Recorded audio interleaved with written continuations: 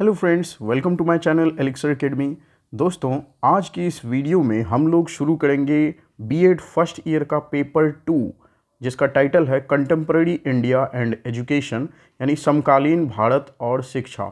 ये पेपर 2 की एक कंप्लीट सीरीज आज से स्टार्ट हो रही है, जिसका कि आज पहला लेक्चर है, लेक्चर 1। हमारा टॉपिक है इस लेक्चर में articles of constitution related to education, यानी कि भारतीय संविधान की वो सारे आर्टिकल्स जो कि शिक्षा से संबंधित हैं। क्वेश्चन है explain different articles of Indian constitution related to education. तो भारतीय संविधान के वो सारे आर्टिकल्स जो कि शिक्षा से संबंधित है, आज हमें उन्हें एक्सप्लेन करना है।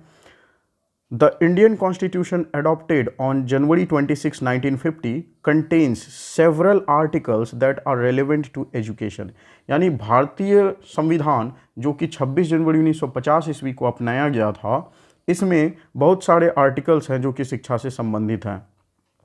These articles lay down the framework and principles for the education system in India। और ये ही शिक्षा संबंधित आर्टिकल्स जो है हमारे भारतीय संविधान के, ये भारत का जो एजुकेशन सिस्टम है इसके लिए फ्रेमवर्क भी तैयार करता है और इसके प्रिंसिपल्स भी तय करता है। Here are some of the key articles related to education.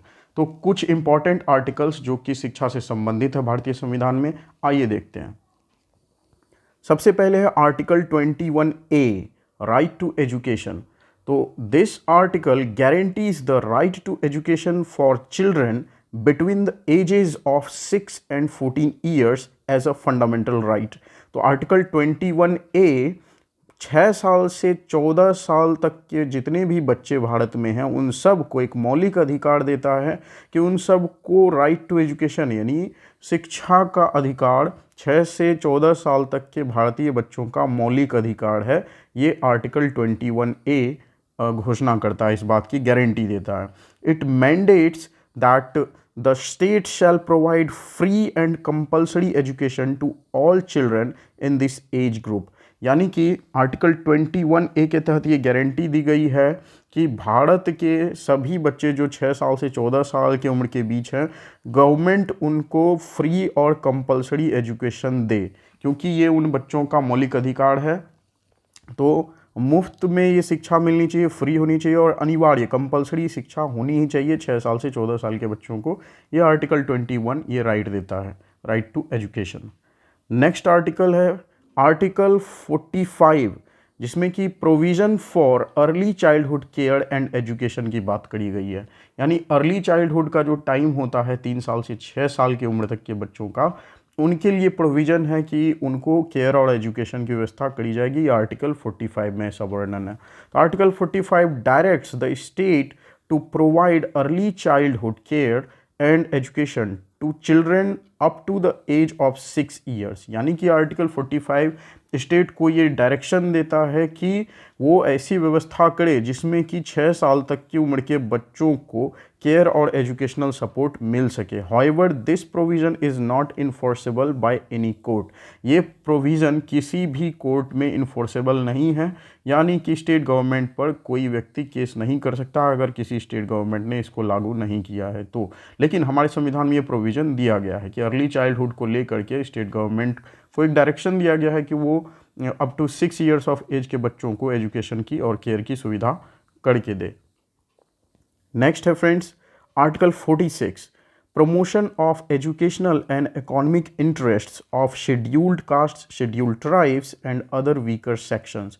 यानी आर्टिकल 46 में जो शेड्यूल्ड कास्ट है, SC ST और बाकी जो वीकर सेक्शंस हैं हमारे समाज के, उनके इकोनॉमिक इंटरेस्ट को ध्यान में रखते हुए उनको एजुकेशनल अपॉर्चुनिटी और ज़्यादा अच्छे से प्रदान करने के लिए एक अधिकार दिया गया है। आर्टिकल 46 में एक प्रोविज़न है ये।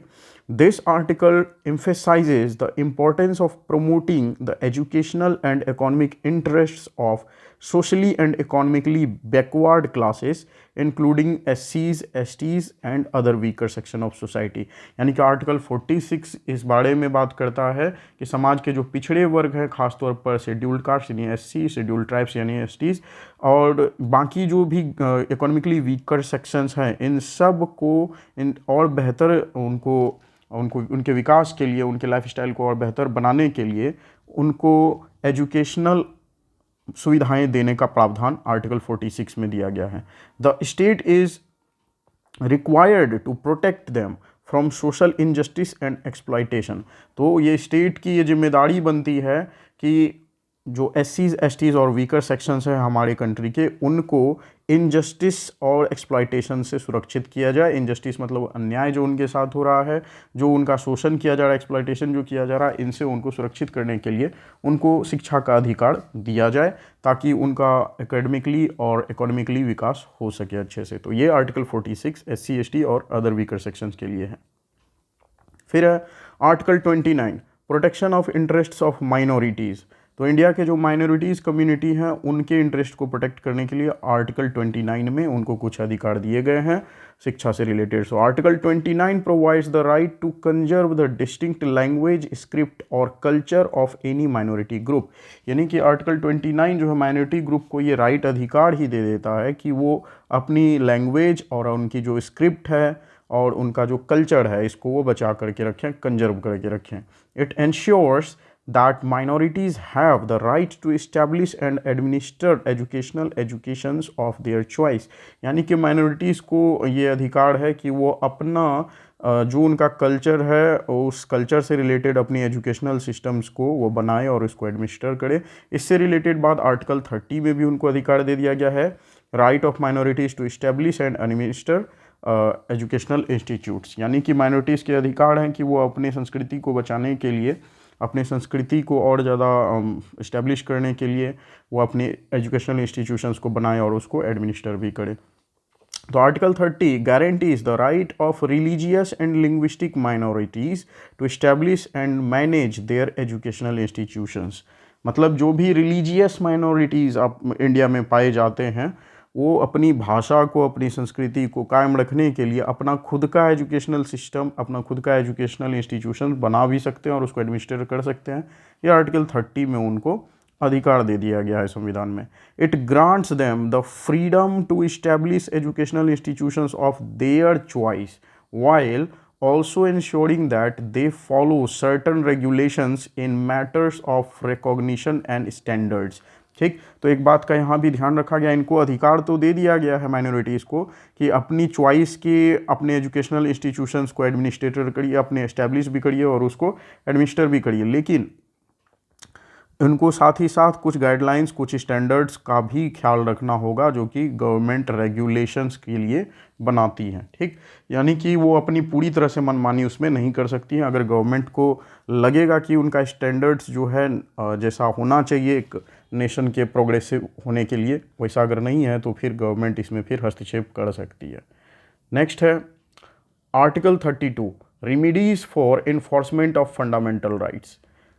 तो आर्टिकल 32 ये कहता फंडामेंटल राइट्स के इन्फोर्समेंट के में अगर कोई बाधा आती है तो उसकी रेमेडीज़ क्या है, उसका क्या सही उपाय क्या है, उसके बारे में चर्चा करी गई है।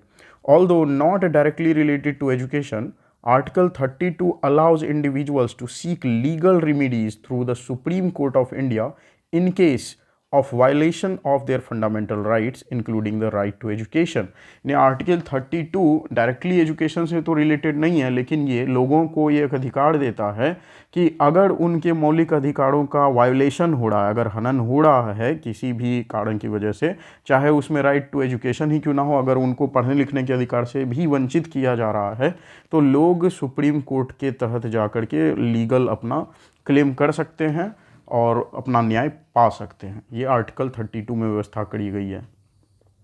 Apart from these specific articles, यानी इन सारी जो हमने अभी आर्टिकल्स की चर्चा करी, article 21A, article 29, article 30, article 45, इन सब की जो हमने चर्चा की, इन सब के अलावा भी several other articles indirectly impact education in India. और भी कुछ आर्टिकल्स हैं जो कि डायरेक्टली नहीं इनडायरेक्टली एजुकेशन को इम्पैक्ट करते हैं। For instance article 14 which is right to equality ensures equal treatment and opportunities in educational sphere। यानी कि आर्टिकल 14 जो कि राइट टू इक्वालिटी है, समता का अधिकार है, ये भी इस बात को सुनिश्चित करता है कि सभी लोगों को इक्वल ट्रीटमेंट मिले, सबको बराबर अपॉर्चुनिटी, सबको बराबर अवसर मिले एजुकेशनल फील्ड में। ठीक, यानी कि एजुकेशन के मामले में किसी को भी जाति धर्म आधार के इन सब लिंग के आधार पर भेदभाव नहीं किया जा सकता, सब समान है। While Article 19, which is right to freedom, Article 19 is safeguards the right to freedom of speech and expression, which is crucial in an academic environment. यानी कि आर्टिकल 19 भी कहीं ना कहीं सपोर्ट करता है राइट टू एजुकेशन को, क्योंकि आर्टिकल 19 में स्वतंत्रता की बात कही गई है, स्वतंत्रता का अधिकार है, राइट टू फ्रीडम, जो कि इस बात को सुनिश्चित करता है कि लोगों को फ्रीडम ऑफ स्पीच और एक्सप्रेशन की राइट है, मतलब लोगों को अधिकार है, उनको स्वतंत्रता है कि वो अपनी बात रख सकें, अपनी बातों को एक्सप्रेस कर सकें, जो कि एक बहुत ही ज़रूरी बात है एकेडमिक इन्वायरमेंट में। नहीं, जहाँ पढ़ाई लिखाई होती है वहाँ पर छात्रों को बहुत ज़्यादा अधिकार होना चाहिए कि वो अपनी बात को पूछ सकें, खुल करके अपनी स्पीच को रख सकें। तो इस तरह से आर्टिकल 19 भी सपोर्ट करता है एजुकेशन रिलेटेड जो भी आर्टिकल्स हैं उसमें। It's important to note that while the Constitution provides a broad framework for education, the implementation and specific policies are further detailed in education related laws and regulations enacted by the central and state governments in India।